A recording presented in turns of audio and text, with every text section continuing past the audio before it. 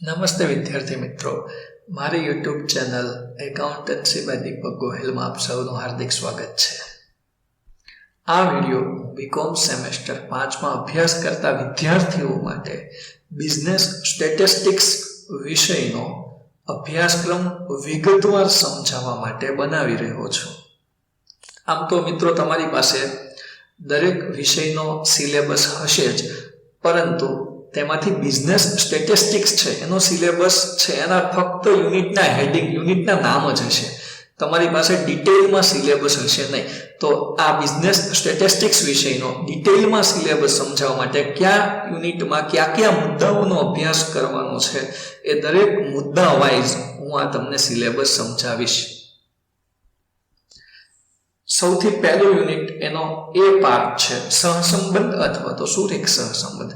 એમાં કયા કયા મુદ્દાઓનો અભ્યાસ કરવાનો છે એક પછી એક જોઈએ. સૌથી પહેલા પ્રસ્તાવના, એટલે આ જે યુનિટ છે એનો પરિચય, એના પછી સહસંબંધનો અર્થ અને તેના પ્રકારો. સહસંબંધ એટલે શું થાય અને એના કયા કયા પ્રકારો છે એનો પ્રશ્ન અહીંયા ભણવાનો છે. એના પછી સહસંબંધના અભ્યાસની રીતો, સહસંબંધના અભ્યાસની કઈ કઈ રીતો છે એ પ્રશ્ન જોવાનો છે. એના પછી આ રીત પૈકીની પહેલી રીત છે વિકિરણ આકૃતિની રીત, બીજી રીત છે કાર્લ પિયર્સનની ગુણન પ્રઘાતની રીત, અને ત્રીજી રીત છે સ્પીયરમેનની ક્રમાંક સહસંબંધની રીત. મિત્રો, આમાંથી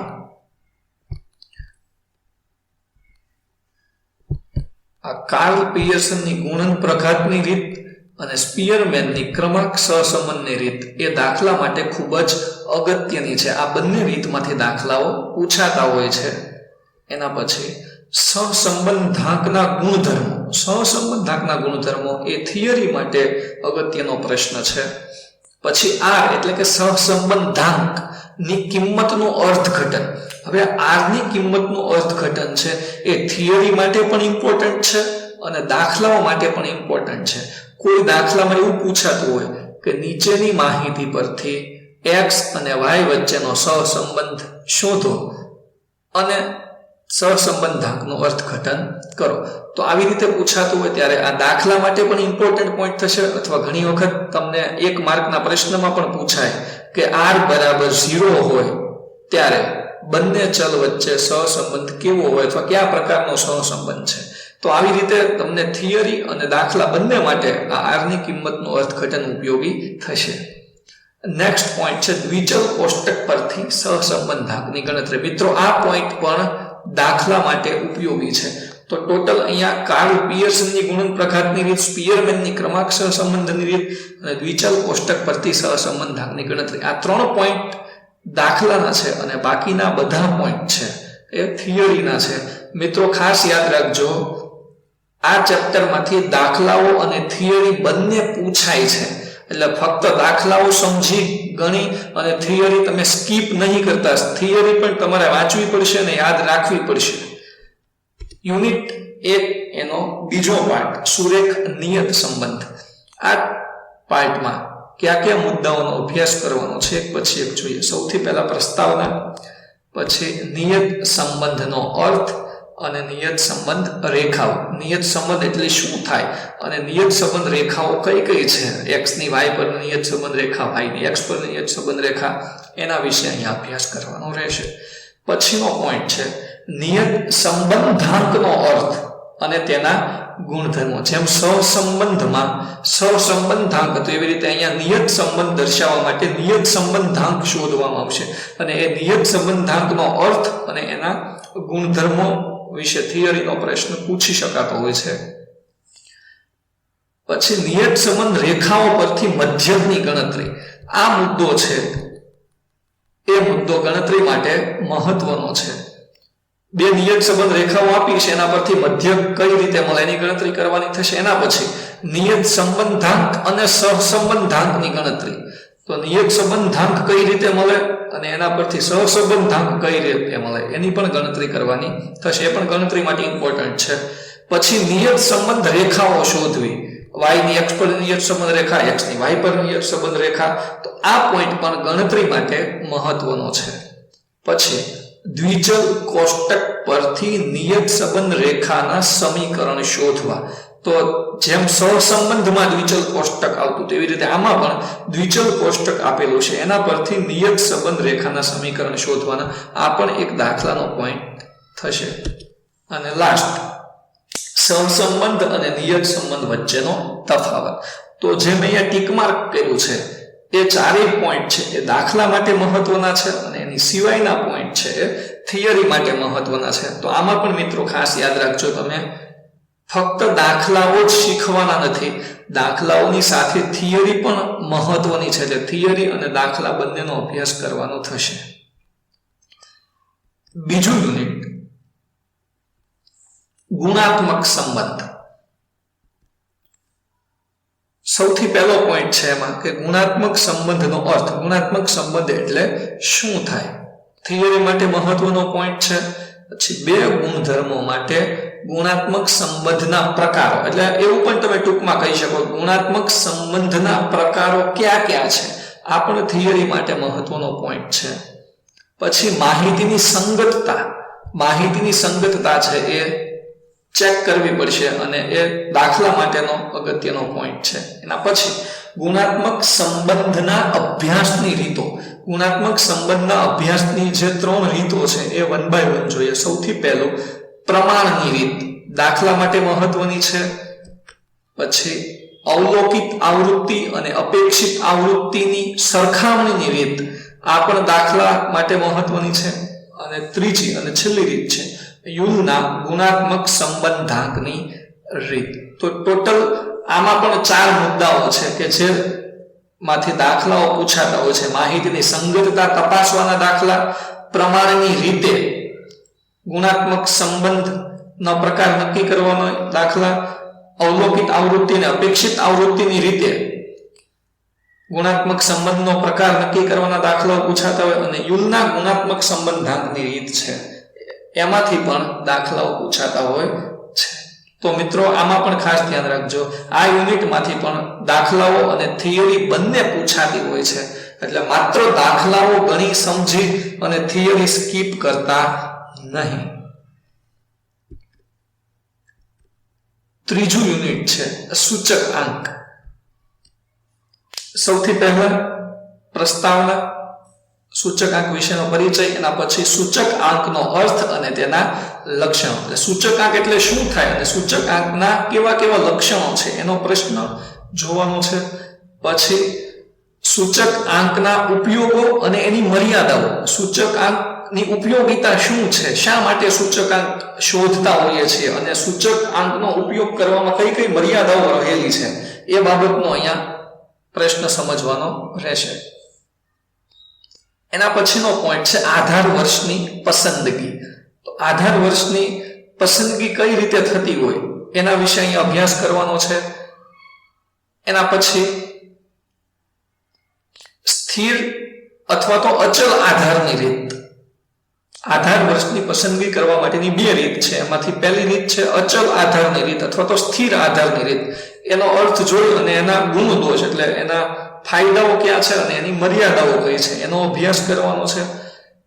બીજી રીત છે આધાર વર્ષની પસંદગી માટેની પરંપરિત આધારની રીત, સાથે સાથે તેના ગુણ અને તેના દોષ એટલે કે તેના ફાયદાઓ અને મર્યાદાઓ એ પણ અહીંયા સમજવાની રહેશે. પછીનો પોઈન્ટ છે જીવન નિર્વાહનો સૂચક આંક અને તેની રચના. આ જીવન નિર્વાહનો સૂચક આંક શોધવાનો પણ આવશે, એટલે આ ગણતરી માટે પણ મહત્વનું છે અને એની રચના એ થિયરી માટેનો મહત્વનો પોઈન્ટ છે. પછી જીવન નિર્વાહના સૂચક આંકના ઉપયોગો અને એની મર્યાદાઓ, આ થિયરી માટે મહત્વનો પોઈન્ટ છે. ભાર પસંદ કરવાની રીતો, તો આ પણ થિયરી માટેનો પોઈન્ટ છે. એના પછી સૂચક આંકની ગણતરીની રીતો, કઈ કઈ રીતે સૂચક આંકની ગણતરી થઈ શકે એ જુદી જુદી રીતથી દાખલા ગણવાના. આ રીત છે એ પ્રમાણે લાસ્પેયર, પાશે, ફિશર, માર્શલ એજવર્થ, ડોર્બિશ બાઉલી આ વગેરે રીતોથી સૂચક આંકની ગણતરી કરવાની રહેશે જે દાખલા માટે ઉપયોગી છે. પછી સૂચક આંકના પરીક્ષણો, તો સૂચકાંકના જે બે પરીક્ષણો છે, સમય વિપર્યાસ અને પદ વિપર્યાસ પરીક્ષણ, એ બે પરીક્ષણોનો અહીંયા અભ્યાસ કરવાનો છે. આ થિયરીમાં પણ પ્રશ્ન પૂછાય છે અને કેટલીક વખત દાખલામાં પણ આ પ્રશ્ન પૂછાય છે, એટલે દાખલા માટે પણ મહત્વનો છે. અને છેલ્લે કુલ ખર્ચની રીતે અને કૌટુંબિક બજેટની રીતે સૂચકાંક મેળવવાનો દાખલો પણ પૂછાતો હોય છે. તો મિત્રો આમાંથી જે ટીક માર્ક કર્યા છે એ બધી રીતના દાખલાઓ પૂછાય છે અને બાકીના બધા છે એ થિયરીના પોઈન્ટ છે. આમાં પણ તમને થોડું યુનિટ લેન્ધી લાગતું હશે, પણ એકદમ સિમ્પલ છે. અને ખાસ યાદ રાખજો, આગળના બંને યુનિટની જેમ દાખલાઓની સાથે સાથે થિયરી પણ એટલી જ મહત્વની છે. એટલે થિયરીના પ્રશ્નો તમે સ્કીપ નહીં કરતા, ઓપ્શનમાં નહીં કરતા, દરેક પ્રશ્નો તમે એક બે વખત વાંચો ત્યાં તમને આવડી જાય, એકદમ સિમ્પલ છે. તો આવી રીતે ત્રીજું યુનિટ છે, એમાં ટોટલ આટલા મુદ્દાઓનો અભ્યાસ કરવાનો રહેશે. અને છેલ્લું યુનિટ, ચોથું યુનિટ, સામયિક શ્રેણી અથવા તો સમય શ્રેણીનું પૃથક્કરણ અથવા એને વિશ્લેષણ પણ કહેવાય. સમય શ્રેણી અથવા સામયિક શ્રેણીનું વિશ્લેષણ અથવા તો પૃથક્કરણ. આ ચેપ્ટરમાં કયા કયા મુદ્દાઓનો અભ્યાસ કરવાનો છે, 1 by 1 જોઈએ. સૌથી પહેલા પ્રસ્તાવના, એટલે આ યુનિટનો પરિચય. પછી સામયિક શ્રેણીના ઘટકો, સામયિક શ્રેણીમાં કયા કયા ઘટકો છે અથવા કયા કયા ઘટકોનો સમાવેશ થાય એનો પ્રશ્ન છે, એના વિશે અભ્યાસ કરવાનો. થિયરી માટે ખૂબ જ મહત્વનો પોઈન્ટ છે. પછી અલ્પકાલીન વધઘટ, એનો અર્થ. એના પછી અનિયમિત વધઘટ, એનો અર્થ. આના દાખલાઓ પણ પૂછાય છે, સાથે સાથે આ બધા ઉપર સામયિક શ્રેણીના ઘટકોમાં પણ આવી જાય છે અને સાથે સાથે દાખલાઓ પણ પૂછાતા હોય છે. અલ્પકાલીન વધઘટ, અનિયમિત વધઘટ, મોસમી વધઘટ, વલણ. આ દરેકના દાખલાઓ પણ પૂછાય અને દરેકનો અર્થ 1-2 માર્કમાં અર્થ પણ પૂછી શકાય. અને જો સામયિક શ્રેણીના ઘટકો આવો મોટો 7 અથવા 8-10 માર્કનો પ્રશ્ન પૂછાય તો એમાં આ બધા ઘટકો પણ આવશે જ. સામયિક શ્રેણીના વિશ્લેષણની રીતો અથવા તો સામયિક શ્રેણીના પૃથક્કરણની રીતો. કઈ કઈ રીતે સામયિક શ્રેણીનું પૃથક્કરણ થઈ શકે? એક છે આલેખની રીત, આ થિયરી માટે અગત્યની છે. પછી ચલિત સરેરાશની રીત, ચલિત સરેરાશની રીત છે, એમાંથી દાખલાઓ પૂછાય આ રીતમાંથી. પછી ન્યૂનતમ વર્ગોની રીત, આ રીતથી પણ દાખલાઓ પૂછાતા હોય છે. પછી મોસમી સૂચકાંક, મોસમી સૂચકાંકના પણ દાખલાઓ પૂછાય. 4 યુનિટમાંથી સૌથી ઈઝી ચેપ્ટર હોય, સૌથી ઈઝી યુનિટ તો એ ચોથું યુનિટ છે. એકદમ સિમ્પલ છે. અલ્પકાલીન વધઘટ, અનિયમિત વધઘટ, મોસમી વધઘટ, વલણ, એકદમ સિમ્પલ, તમે સરળતાથી શોધી શકશો. ચલિત સરેરાશની રીત છે, ન્યૂનતમ વર્ગોની રીત છે, મોસમી સૂચકાંક છે. આ બધી જ બાબતો દાખલા માટે ઉપયોગી છે. સાથે સાથે બીજી બાબતો છે, બીજા જે મુદ્દાઓ છે એ થિયરી માટે પણ મહત્વના છે. તો અહીંયા આ ચેપ્ટરમાંથી પણ આગળના ત્રણેય ચેપ્ટરની જેમ દાખલાઓની સાથે થિયરી પૂછાતી હોય છે. તો થિયરી પણ મહત્વની છે, દાખલાઓ પણ મહત્વના છે, કંઈ ઓપ્શનમાં કાઢવાનું નથી. તો આવા ટોટલ 4 યુનિટ. આ ચોથો પોઈન્ટ, એનો ચોથા યુનિટનો છેલ્લો પોઈન્ટ છે સાદી સરેરાશથી મોસમી સૂચકાંક. એ ઉપર જે મોસમી સૂચકાંક છે એવો જ પોઈન્ટ છે, એ જ રીત છે મોસમી સૂચકાંક શોધવાની. તો આટલા મુદ્દાઓ ચોથા યુનિટમાં છે અને આવી રીતે ટોટલ 4 યુનિટનો સિલેબસ અહીંયા પૂરો થાય છે. આટલા મુદ્દાઓ વિગતવાર આપણે જોઈએ. આ દરેક મુદ્દાઓનો તમારે આખા સેમેસ્ટરમાં અભ્યાસ કરવાનો રહેશે. આપ સૌએ વિડીયો અંત સુધી જોયો એ માટે આપનો ખૂબ ખૂબ આભાર. સાથે મિત્રો, તમને જો આ વિડીયો ગમ્યો હોય તો લાઈક કરવાનું ભૂલતા નહીં.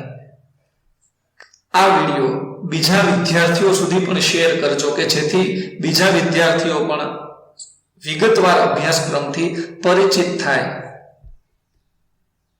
જો તમે હજુ સુધી મારી ચેનલને સબસ્ક્રાઇબ ન કરી હોય તો સબસ્ક્રાઇબ કરી દેજો અને સબસ્ક્રાઇબ કર્યા પછી તેમાં બેલ આઇકનની બાજુમાં આવશે, એ પ્રેસ કરી અને તેના પર ઓલ લખેલો છે, ઓલ સિલેક્ટ કરી લેજો, જેથી કરીને હું જ્યારે પણ નવા વિડીયો અપલોડ કરું ત્યારે તમને એના નોટિફિકેશન મળે અને તમે એ વિડીયો તમારી અનુકૂળતા પ્રમાણે જોઈ શકો. Once again, thank you all of you.